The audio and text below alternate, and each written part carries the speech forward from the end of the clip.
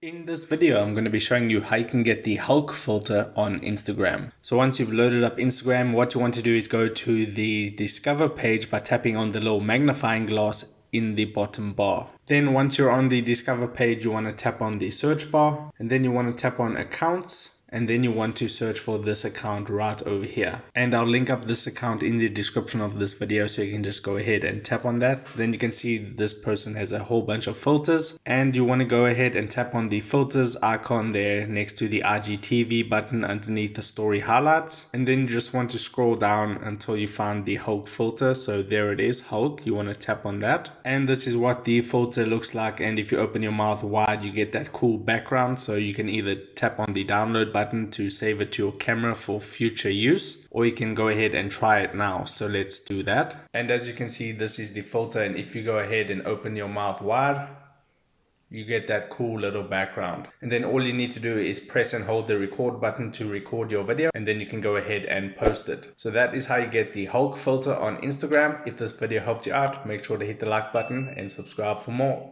Take care.